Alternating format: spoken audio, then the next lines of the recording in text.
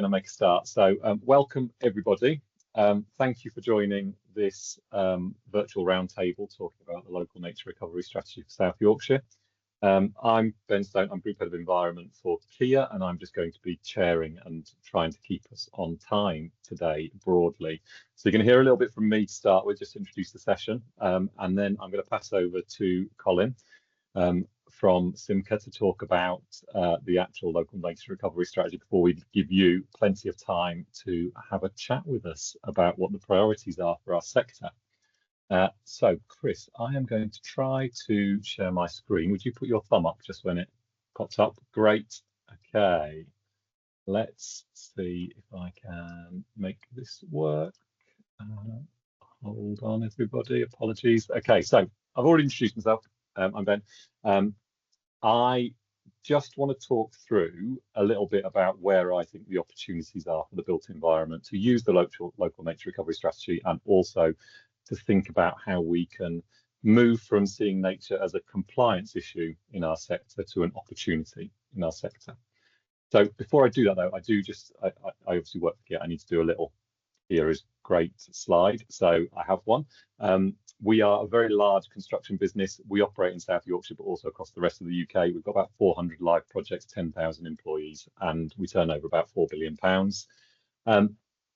We run across all types of construction. So whether it's building, retrofitting, or maintaining, and across all sectors, so healthcare, building schools and hospitals, looking at transportation, and then infrastructure like water and reservoirs.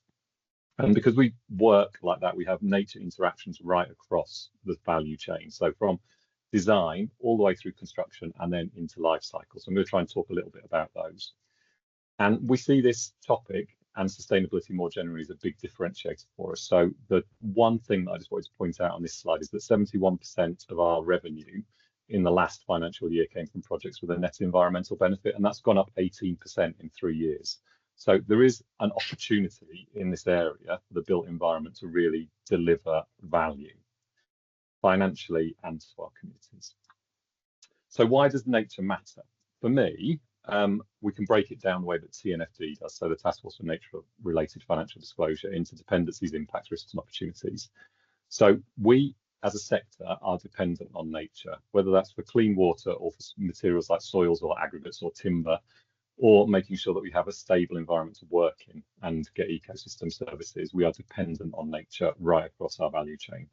But we also have impacts, and it's important that we don't neglect or try and hide those. So we use a lot of concrete, and we have a lot of land use change associated with our operations. We do need to own that, but we need to start to think about how we mitigate those risks, but then also move to a place where we're bringing nature in and delivering a net benefit. And those impacts and dependencies, they bring risks and opportunities to our business. So whether it's a physical risk like flooding or overheating, or a transitional risk, so planning constraints increasing because we're protecting more areas, compliance requirements increasing, or challenges from local communities and stakeholders for the projects that we need to deliver, we have risks to our business from nature, but we also have opportunities. And this is where we're starting to see the move across the sector now, I believe. Building better places that are adapted to a future climate, that have nature-based solutions integrated into them, and that are helping to regenerate our communities. And we're even starting to see the finance sector move in that direction as well. So we're starting to see these as investable outcomes that insurers and investors more generally want to put money into because they can see the benefit from nature. And the Low Ross Restoration project that you can see on screen there is a Kia project, which is a great example of this for me. So this is down on the south coast, not in South Yorkshire, sorry, Colin. This is an example of a project that we built for the Environment Agency. So a poor piece of farmland, which was defended from sea level rises by ageing sea defences, would have required a lot of money to improve them. We took out the sea defences, allowed the farmland to flood and raised the critical infrastructure of the road so that it wasn't at risk of flooding, reduced the cost of maintenance, but also created a habitat for threatened species that live on salt marshes and a nature reserve for that local community. The bit that was the most challenging with that project was the human aspect, and that's what I'll come back to a few times here around the local nature recovery strategy that I don't think we should forget. It's not just about nature, it's about people as well. So when you say to a local community, we're taking down flood defences, they obviously are not particularly happy with you.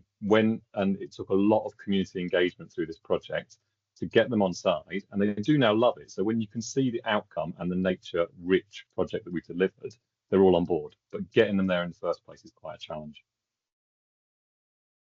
Next piece that I wanted to talk about is that nature is complicated for our sector. Much more complicated than carbon, where a ton of carbon is kind of a ton of carbon wherever you put it into the atmosphere. Nature is different, so it's place-based, and if we create a hectare of habitat in the wrong place, it doesn't compensate for the loss or degradation of habitat in the right place. So we really need to think about location, condition, connectivity, and what that place needs, and that's where the LNRS comes in for me. It helps to inform that thinking and make sure that we're aligned to local priorities. The key extra point on this slide, though, is it's not just about the LNRS or nature. We also need to advance our thinking so that we're starting to manage trade-offs. So in some cases, we will be delivering a low carbon building and it will be all about carbon. In some cases, we will need additional educational places and it'll be a new school.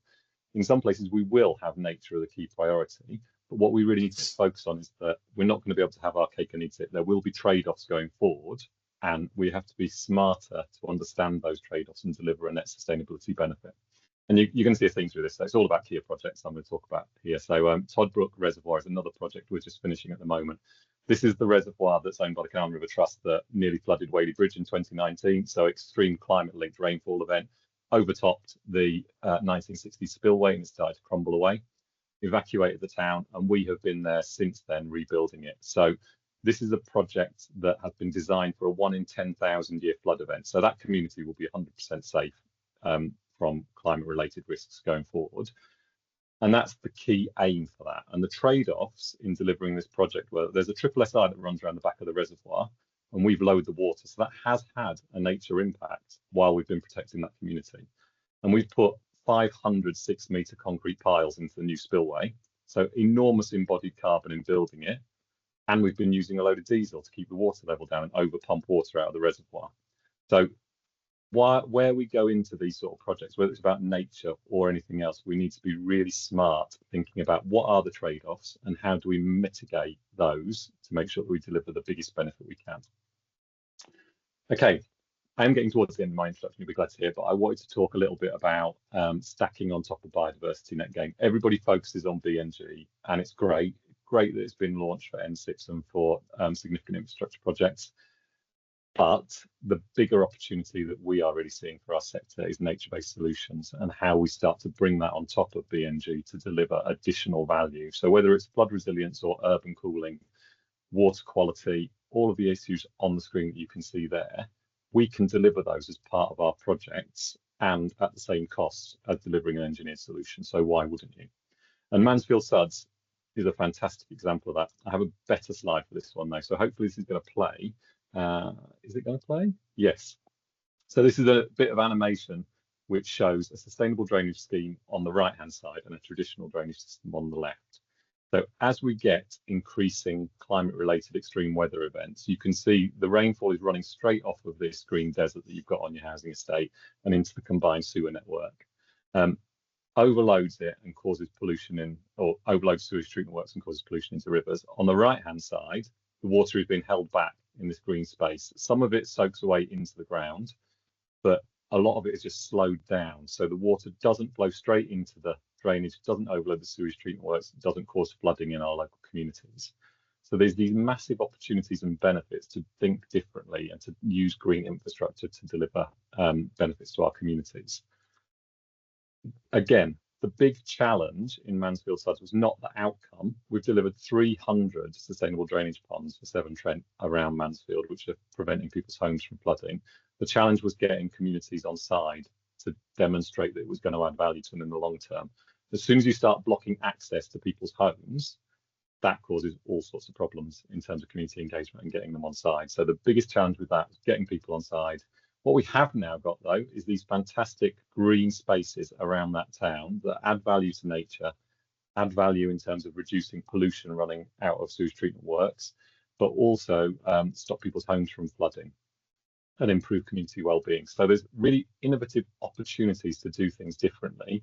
We just need to bring the money and be strategic about how we deliver them. So 2 slides left and then I'm done. 4 key things that I just wanted to talk about here, how we at Kia are starting to embed nature into our development processes. First one is understanding our impact. So making sure that we acknowledge what we're going to do and how we're going to have an impact on nature and how we minimize those as we go into a project.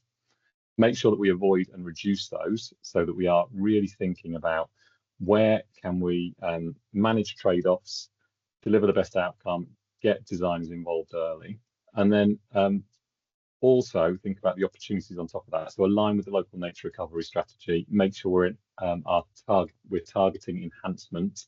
And finally, the one that I haven't really talked about so far through the presentation is thinking about long-term management. So our biggest challenge is treating nature as if it's an engineered piece of infrastructure. We need to manage it for 30 years going forward for BNG, if for nothing else. And our current management companies that look after our housing estates and our green infrastructure, they know how to mow the grass and they might avoid spring bulbs if you're lucky. If you have a nature-rich meadow, the management regime for that is very different from what we do now. So we need to get smarter at handing over and making sure that we have competent people to manage those assets. Final point that I've put across the bottom of this slide is just that historically we've kind of looked inside our own red line boundary and within our own business.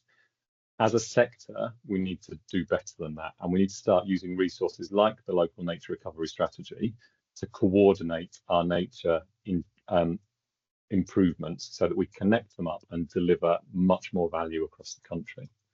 And we're starting to see that. So this map that you can see on screen is from Rebuilding Nature, and they have mapped out a strategic nature network which uses the LNRSs and identifies where those corridors should be so that we're connecting up the best bits of nature across the country and help it to spread and recover.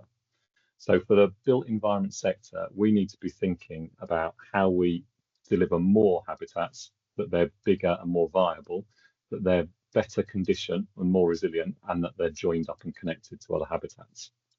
So 4 things. I think we should be using the LNRS to think early, bring nature into our designs and our planning decisions, make sure that we're looking locally what's important to local communities, and then be more collective in our thinking. So make sure that we've got different subject matter experts in the room, whether they're clients, developers, local authorities, land managers, ecologists. They need to be involved early. And finally, be more strategic with the nature network and think across the country how we'll join up. And that is me done. And I'm going to hand over to Colin to give you a bit of an intro to the actual LNRS. I will stop sharing, Colin, and let you take over. Thank you, Ben. I'll just pull up a presentation. If I go with that. Oh.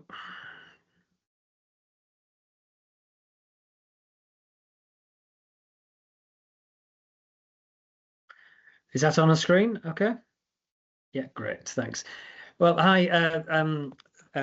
Welcome. Thanks for coming along to this session. I'm Colin Blackburn. I'm the Director of Housing and Infrastructure at the Combined Authority, South Yorkshire Mayoral Combined Authority. But I did have the Energy and Environment portfolio as well up until about May this year. So I was involved in kind of leading on preparing the LNRS itself. I'm just going to go through just a few slides, but go through quite quickly. I think Ben's got a really good introduction there, particularly the practical implications of this. And I think this session really is really important because it's for me it's coming from For me it's coming from the point of view that one thing that we wanted to emphasise in the LNRS is it's not just nature for nature's sake. This is something around, we want to see how nature can be built into new development. It shouldn't be a barrier to development. It should be something that works alongside and be embedded within sustainable new development as well. So it's setting those kind of high-level frameworks about what in different places, what do we want to achieve, and that's to go alongside. It's not just for protection; it's to go alongside new development as well. So really interested in some of the comments in the conversations that we'll have as we go further into this after this session. So set out there, obviously, what is a local nature recovery strategy? As I set out the Act, the Combined Authority is the responsible body. So we had a statutory duty to prepare this statutory document, but also we worked with strategic authorities, which are the 4 South Yorkshire LAs, Peak District National Park Authority, the Environment and Natural England, to prepare this. And they've had very close working with us going through the last about 18 months to 2 years, but also they are there's a whole range of other people which I'll come on to in terms of fed into that and through public consultation as well. I say we are one of 48 strategy areas in England that have been preparing LNRS, and I see it as being a really I've been in planning, environment, and housing for about just over 20 years now, probably coming towards 30 years. And I'm saying this is a really paradigm shift in really embedding the environment and nature into normal planning and wider housing, regeneration, transport, decision making as well. So I think it's a really great place that we're in at the moment, and really some really positive things going forward. I'm not going to really labour on many of the slides, but what I would say is that we are there is a nature. There has been over the last 30 years, well, more long than that, since 1970, a real decline across the UK. We hear about bees and wasps and things like that, but the nature as a whole has been hit as well. So the LNRS aims obviously to bring that to recover that and to change that and send us in a much more positive direction. I like this because I say one of the keys to this is corridors. To help to create those nature corridors, which will help nature and species to thrive. And I think that's a key part of what the LNRS is trying to do across South Yorkshire, but across the country as well.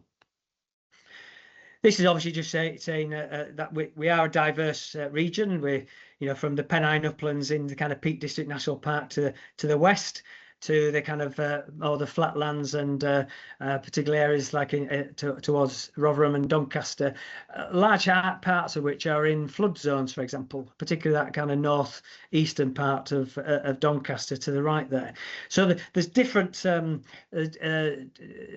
habitats, different areas, and which require different solutions as well. And I think that's what, again, it's a key part of the LNRS. It's not a one-size-fits-all. We've tried to obviously be quite specific where around the areas, and you'll be aware that there's an interactive map that you can go in and delve down deeper into the detail in there, and that's important because it's not just about one thing. It's about lots and lots of different opportunities and solutions that we're trying to achieve. Really, there's a statutory process that we've gone through. Essentially, this is just saying that we have to start with what's the baseline about what we've got, and then obviously working through to the draft strategy in terms of what are the things that we need to improve and how we're going to go about that. And these, as I say, it wasn't just those bodies that I've talked about. There's been some other key bodies such as Yorkshire Wildlife Trust, Sheffield and Rotherham Wildlife Trust as well, that have fed into to this work from a more detailed stage. And also, as we've gone through this over the last year and a half to 2 years, we've had a couple of consultation events at key stages, which have involved others as well, feeding into this as well. So in all, there's been up to this stage around about 1,800 people that have been involved, not only in commenting but also attending workshops and having interaction with us in terms of helping to develop and steer the strategy as well. This is really just it. So I said we have the city region, the Combined Authority website where we published the draft strategy, and that's in a document form. But also there's this interactive map that you can go down and delve down deeper into the details. Again, it's not where we're trying to. Well, my colleagues now who've taken over, Zoe Jennings, who's taken over the responsibility for the LNRS. We're starting to think about moving not only in terms of completing this strategy, but how do we actually deliver it as well. And the combined authority has got a role in that, particularly in terms of helping to bring partners together in that kind of convening role, support kind of bringing in private sector investment, levering private sector investment, levering in government investment, and also looking at how we can actually bring forward interventions and other projects to deliver it. Working particularly with our local authority partners and other community bodies as well, to really get down into the detail within local communities. So that is very much a bottom-up element to it as well. And also, I think for obviously for this element as well, we know about biodiversity again. You know, a lot of it's already embedded within the planning system. We have some of the things that Ben was talking about there about green infrastructure, nature-based solutions. And I can, you know, if I turn around and looked out the window here, we are based in Sheffield, down near Castlegate, and there's a really good example of how nature has been embedded into the urban environment through the Greater Green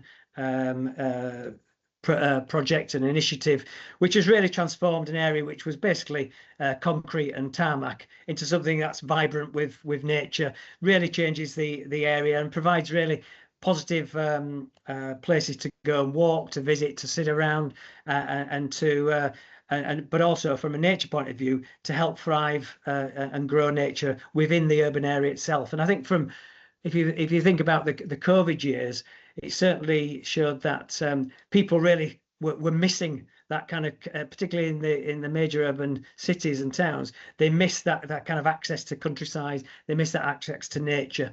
And so the importance of it, not only in the countryside, but also in urban areas, is very critical, I see. Just in terms of the next steps going forward, then obviously the public consultation's got another week to go, and I would encourage you, if you haven't already, to submit your comments and suggestions following this session.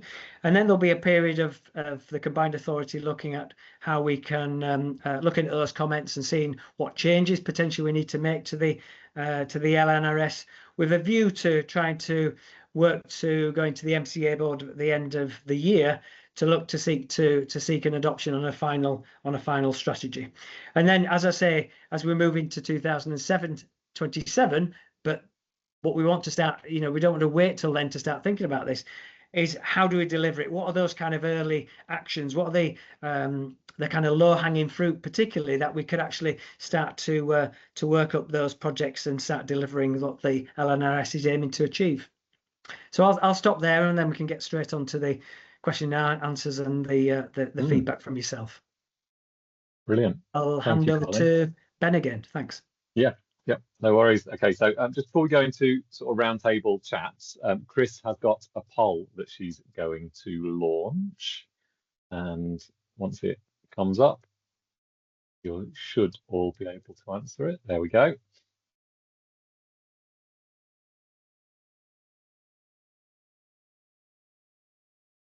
I'm not sure why, Chris, but I can see them all being ticked. That might be because I'm a presenter.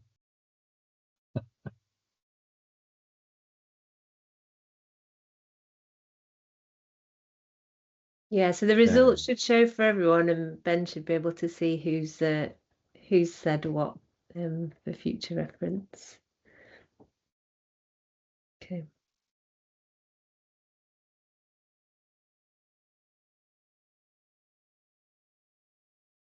Typical, isn't it? My internet dropped out very briefly. Hopefully I'm back. Okay. So biodiversity net gain is kind of leading the room in terms of what's most relevant to people.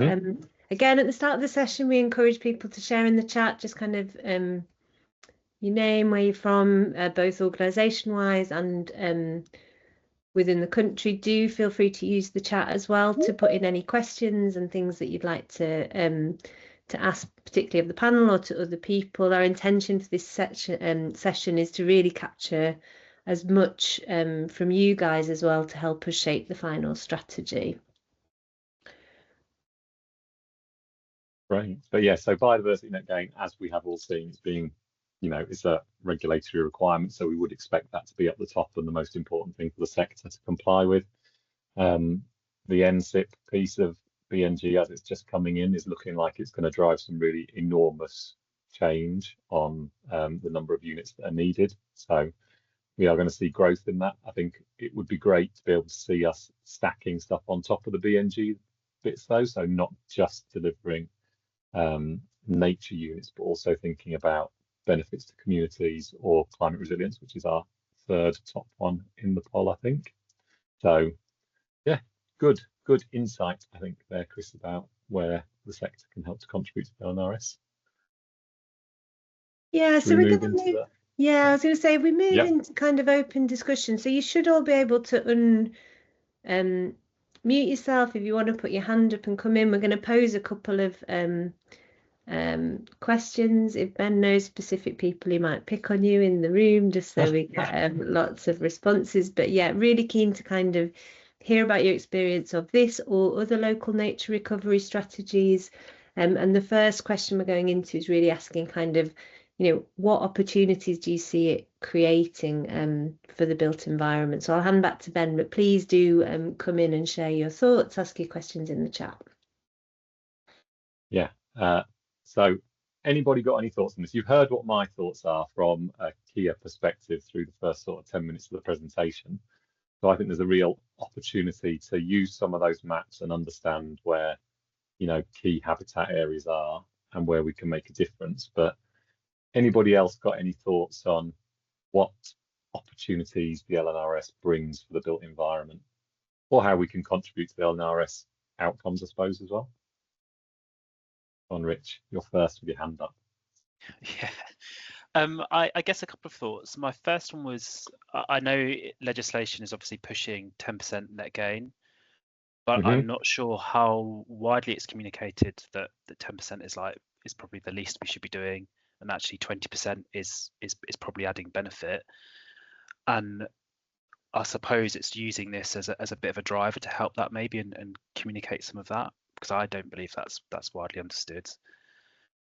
I think probably within developing strategy, maybe there needs to be a bit of discussion around roles and responsibilities, which is awkward, isn't it? Because it feels very static. But definitely as a main contractor, sometimes it's frustrating when I feel jobs come our way, particularly in late REBA stages, and everyone looks at us for the solution, and you're like, this is too late. Like and I think it's a very easy excuse for contractors to drop, and there is always stuff that you can do, but I think there needs to be that agreement discussion, and then what the expectation is from local authorities, from developers particularly, and how we drive that.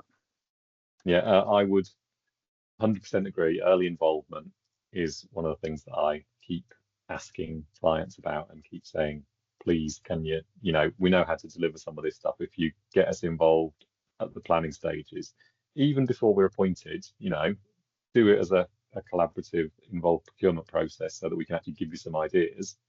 We can tell you what you might be able to do ahead of time and really feed in about what's really actually practical on a job. So yeah, I agree. Definitely.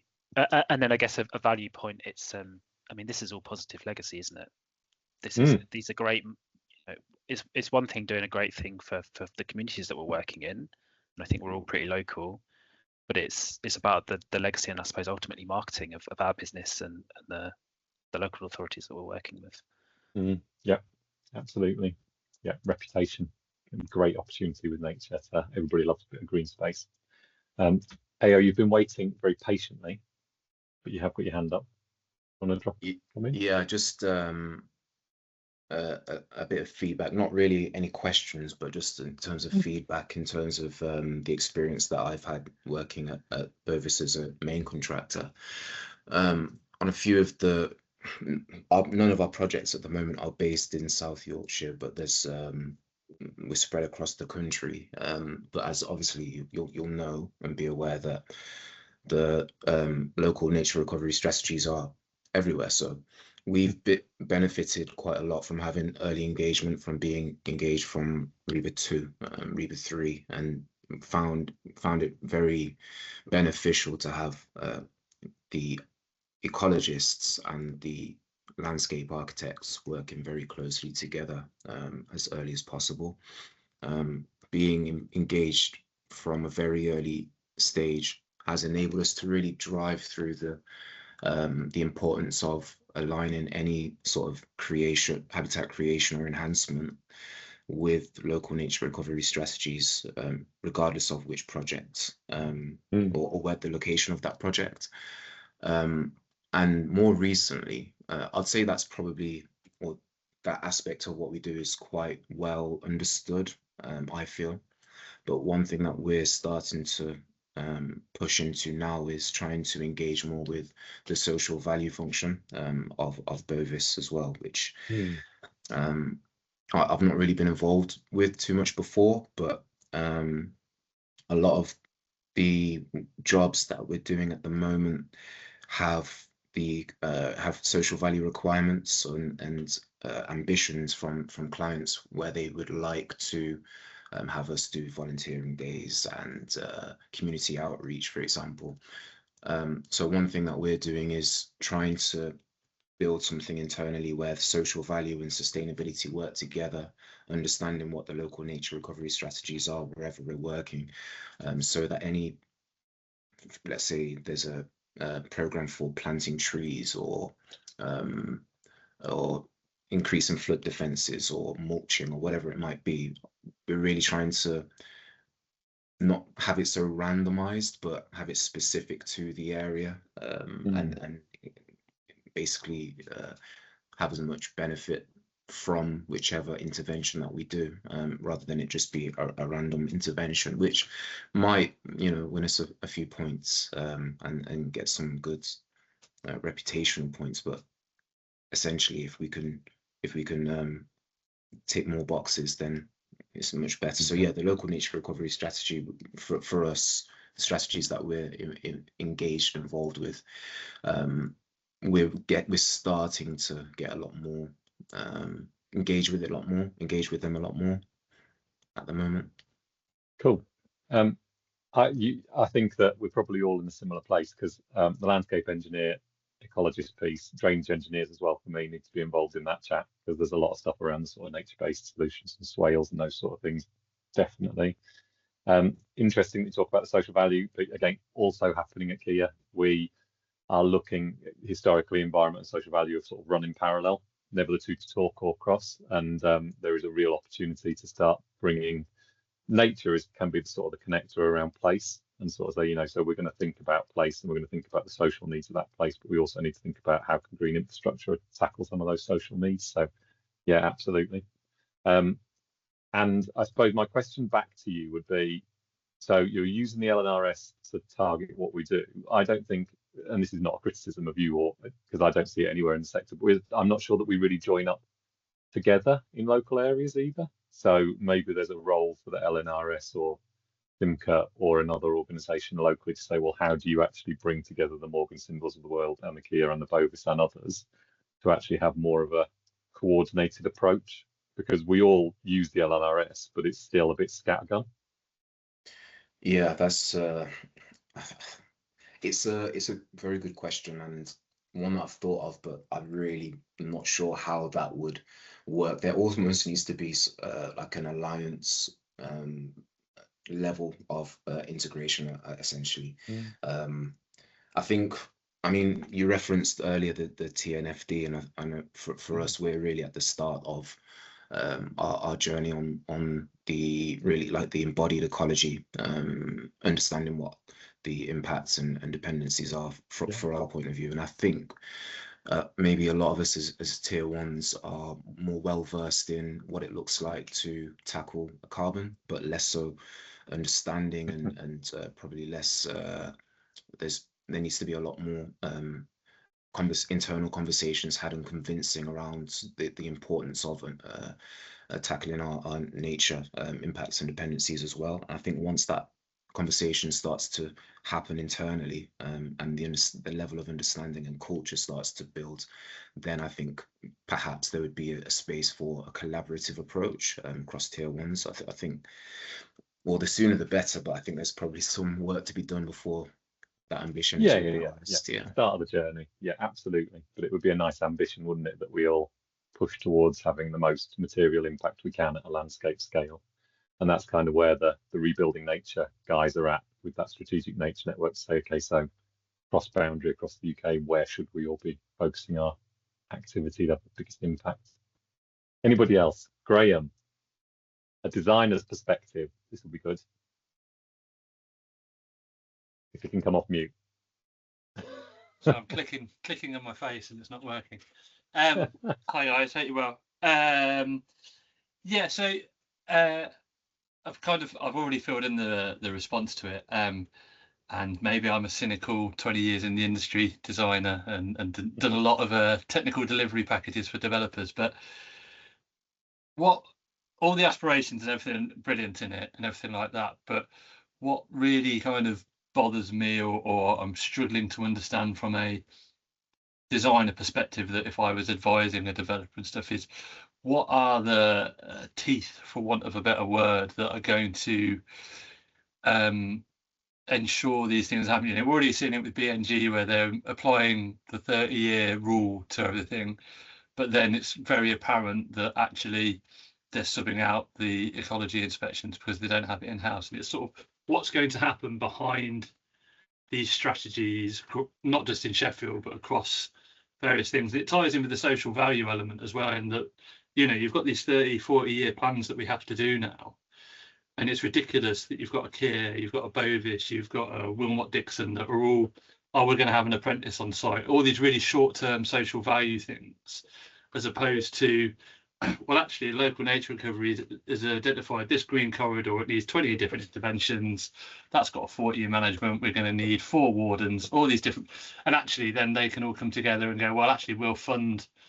And it sounds very cynical, but for me, putting that private equity and private finance into a specific training pot that then funded long-term strategic roles. I know social value is a completely different thing, but they kind of go hand in hand. And at UK Reef, where we were as a discussion lunch, and everybody's in the room is basically effectively feels like the government have off-hired social value to the private sector, going, well, you need the skills, you sort it out. And it's like, well, that's kind of hard when you need the education system and everything to be aligning with it. And it sort of feels like the same with the green skills gap and everything that we need for ensuring the longevity and prosperity of these systems. So it's kind of like, I don't know, people's experience or what Simca think and how they're going to enforce, implement, encourage, various different words. But yeah, it feels very aspirational, but what are going to be the drivers that make people establish it from a strategic planning point of view, and not just have developers doing it a lot of the time post planning, going, oh, we've got to comply with BNG. Oh, I'm panicking after the event, so to speak. I will start with an answer on that, Graham, because that is quite controversial. So I'll start, and then maybe Colin might want to jump on the back of me. But I think the conversation we just had with AO was kind of leading to this. So, we need to be more strategic, and we need to be involved earlier as contractors and developers, so that we can kind of focus at a landscape scale. So we're not just thinking about around our own projects, we're actually being more coordinated locally. So I think there is a need for that. I don't know what the delivery methodology is to do that, but it's kind of, we are at an early stage of getting there, because we do just think in our own little red line boundary at the moment. There are some good examples of private finance. So if you haven't seen the Even Load project and the sort of the private finance that's gone into that, that's great. And that's in installing nature-based solutions to stop, I think it's the West Coast Main Line from flooding. And it's been paid for by Network Rail out of delay repay money, because they were having they were spending millions each year on delay repay costs because the railway was flooding. So there's been a load of nature-based solutions gone in. There's been a load of private finance that has paid for it alongside some government grants because it's innovative. But then Network Rail pay back over time, sort of. So they're paying year on year, like you would with a power purchase agreement for the ecosystem service that's being delivered. So there is stuff coming, but it's not easy, and it is quite innovative. if I just come in from some things that come to mind with myself, I think firstly, obviously, with the nature recovery strategy itself, there's a duty. I've talked about delivery by Simca particularly in the presentation, but there's a duty on local authorities to embed the LNRS into policy development across the board. So that's an important requirement. The other thing from a Simca point of view, which within my portfolio, I have the spatial planning portfolio as well. So I'm responsible for preparing the spatial development strategy, which will be the overarching planning document, which local plans, when they come to review, will need to comply with, in conformity with. So as we develop that, and we're at very much the early stage, we're still waiting for some further legislation in the autumn before really kicking out the preparation process off. That's a kind of a key. Again, it'd be a statutory document, so a key statutory document to put into place our planning policies across South Yorkshire in relation to a whole range of things, which include the environment and nature and other elements as well. So we're at stage 0, let's say, or stage 1 of preparing that. It will take several years to prepare, but then it'll set the kind of strategic framework for that. So I'm seeing the LNRS as a key part of that evidence base that will feed into the kind of cost-cutting themes of not just the environment themes of the spatial development strategy as well. So then, in terms of, is there an opportunity within that? You know, I've delivered so many sort of biodiversity, BNG, 10% schemes and stuff, and the kind of common theme is that you get given a fait accompli of housing, and then you're trying to crowbar in 10% somewhere, and that's early involvement and stuff. But from a kind of experience perspective, the way the planning application process works is that you need to kind of demonstrate 10%. Everybody goes, yeah, that's pretty, that's 10%, or we'll just do it off site, pretty plan, pretty metric. There we go, everybody ticks it off, and then kind of worries about it at the delivery phase, by which point the attenuation pond's got twice the size, we've lost this to a substation, and everybody sort of, and it just feels like there's an opportunity within the process to say, right, you need to demonstrate that you've engaged with the LN, local nature recovery strategy. If you're on borders, various strategies, you've looked at linkages, you've looked at how you're getting that across, you've actually engaged with who's going to deliver that and who's not. So you actually have a holistic package that then goes into the planning document that actually says, we've thought about this and we're not just doing a quick tick box exercise, make sure, give them a 10% and we've got planning.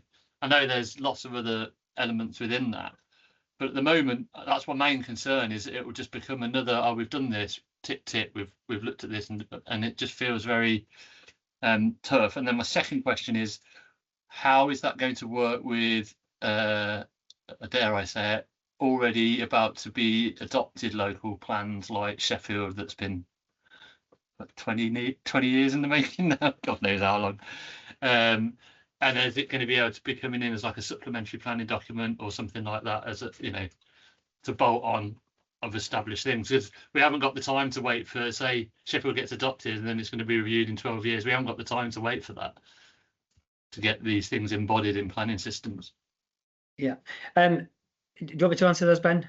Yep. Go for it. Yeah, I think I was going to say, I think we have got another topic. We're going to talk about challenges as well, but I think Graham has moved us into the second bit about challenges anyway. So, Colin, if you answer this, then Chris has got. I'll just do that. What I think you're right, Graham, there, in terms of, if I'm right, what you say, there's an opportunity here in this plan to put the kind of principles in, the hooks that then I'll need to take into account when preparing the SDS. So in terms of your response, any kind of detail around that, thoughts of what you've said there, would be helpful to feed in, because it might be that there are some changes that's important to make, to put those hooks in for coming down further down the line. So I think I'd encourage you to highlight those in your response to that. And in terms of Sheffield, the plan is at the later stages, but I think it was a couple of weeks ago, or maybe a bit longer than that, the inspector asked for some more information on those additional sites. So that's out to another consultation at the moment. Clearly, this has come out of that time, but it's getting towards the end of that the process. So I don't think the inquiry is going to be opened. You know, the public examination into the Sheffield plan is going to be reopened again. But whatever is submitted to the inspector, they'll take into account if it's relevant to completing in relation to the questions that they've asked, which will then to look to adopt the final plan and make any final changes to it. If that answers your question.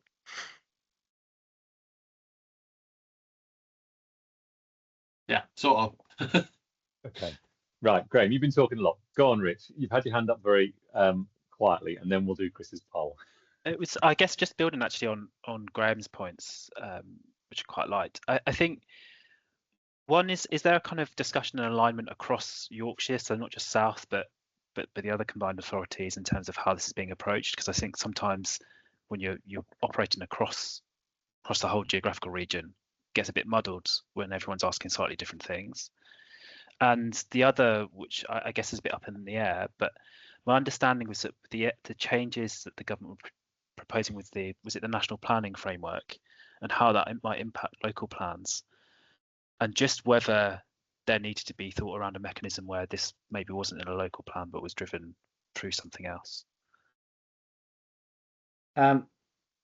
Again, in terms of other MCAs, in preparing the LNRS, we did have extensive talks all the way through the process with our neighbours. You know, we didn't just stop at the boundary of South Yorkshire, and certainly in terms of the mapping elements, obviously we spoke and sat down. You know, and our GIS mapping colleagues sat down with the teams in the other MCAs adjoining us to look at their LNSs to make sure that they're aligned. So it doesn't, you know, we're not on the boundary, we're not conflicting. So there should be a lot of coalescence and crossover with that rather than conflicted with.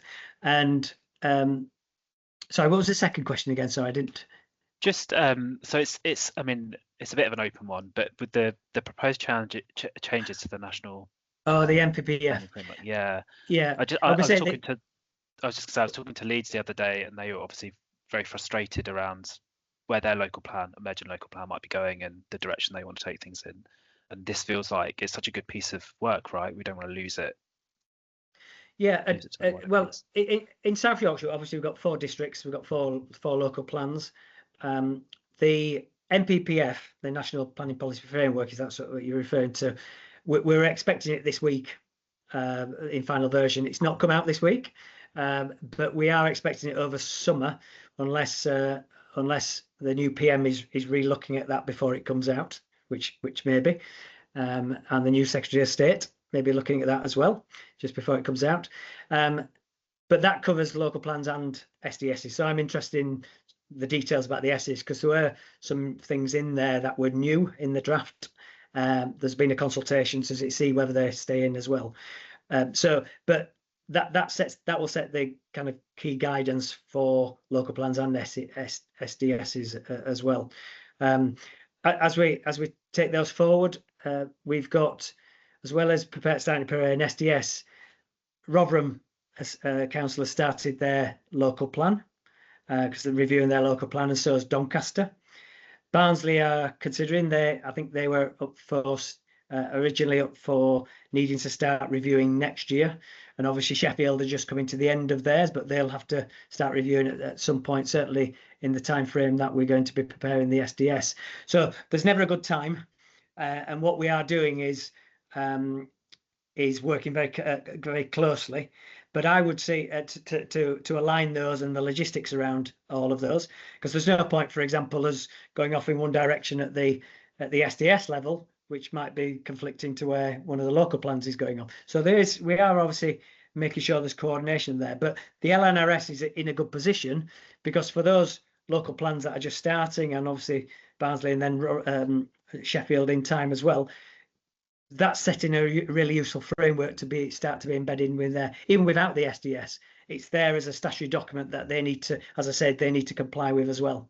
So it's by the time hopefully we adopt it by the end of the year, then that's going to set the framework for, and not only as a, you know, me as a combined authority, not only preparing the SDS, but I'll be working with and commenting on the local plans as they develop as well, and be saying, well, actually, you haven't taken this into account and into the LNAS. Maybe there needs a stronger emphasis on this and that. So there's going to be a check and challenge role for us as combined authority in developing the local authority, develop the local plans as well, because we'll have this as a statutory document as well as the SDS in time.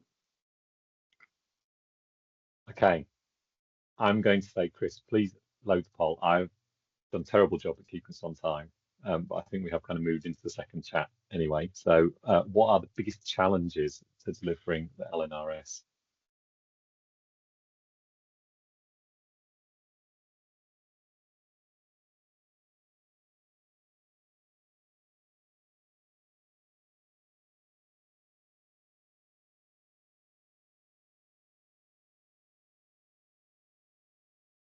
Hopefully everybody can see. Oh yes, I can see the votes coming through now.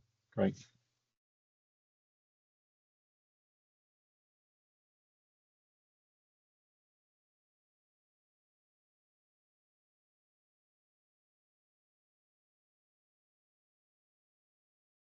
We've got 7 responses so far by the look of it. 8.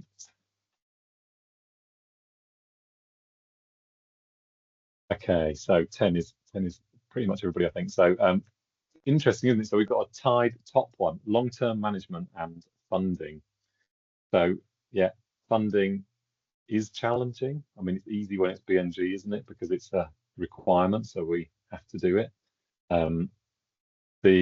The big challenge for us, I think, with the funding piece, when it's a broader sort of, we're looking for an ecosystem service, whether it's urban cooling or flood resilience, it's kind of the proof that goes alongside that as well. So how confident are we that it's going to deliver what we need? And then the long-term management piece, absolutely skilled long-term management and making sure it actually happens is going to be a massive success criteria for us, I think. We have 5 minutes left, and Chris, we've already kind of gone on to challenges, haven't we? But the next bit of the conversation was we meant to have sort of talked about opportunities to help with the LNRS, and then what challenges we were likely to see in making it a success. Oh no, so it's not, is it at all? It's moving from strategy to delivery. I'm getting completely confused with polls and what we're going to be talking about. I think, yeah, in the final, I mean, maybe the most useful thing in the final 5 minutes is just to get people to submit their thoughts. So we had one final action, if people could fit, like, almost, complete the sentence. So, one action or one step that could be taken to make a difference to delivery and complete that. I think we're really aware that there's very little in the strategy that people would really object to. I mean, 30% of land in good quality for nature, they're worthy things that we'd all like to see, but the reality is, as we've alluded to in some of this discussion, how do you take something from nice words into really tangible action? And it's people in this room and other rooms that we've been facilitating over the last few weeks that will make it happen or won't. So the system as an enabler, and then the sector as the deliverer. What things do we need to be really writing down in that final document that makes sure it happens?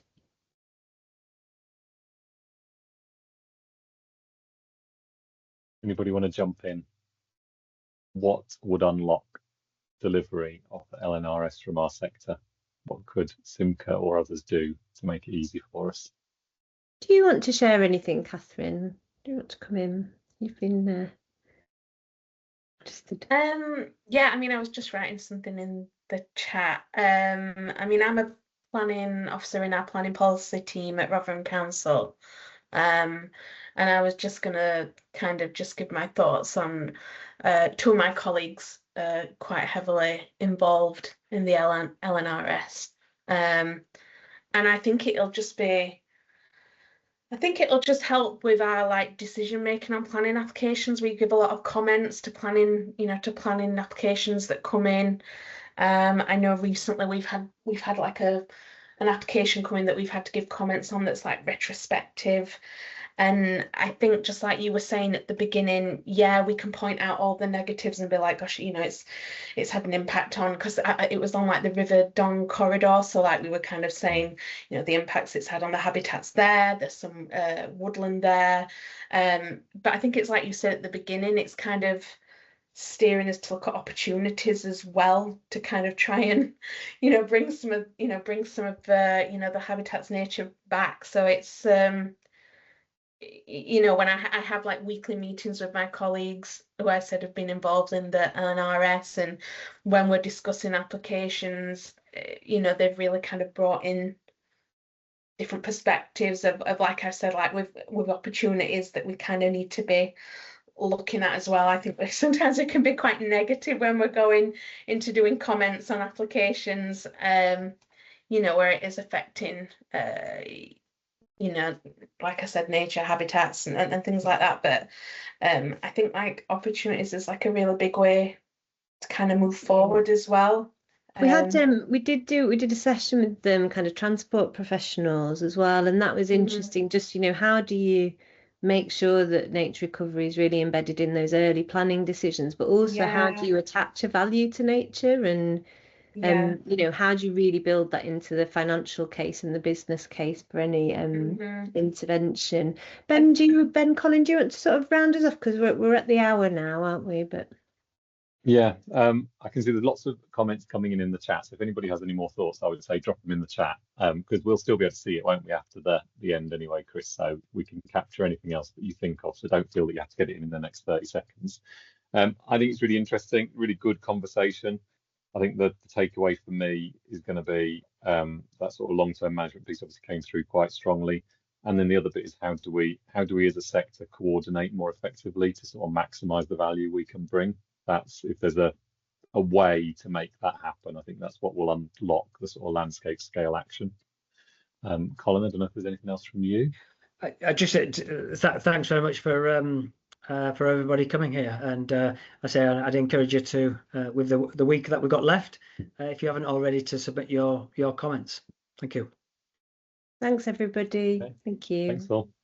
Bye. Thank you. Bye. Thank you. Thanks. Cheers. Bye.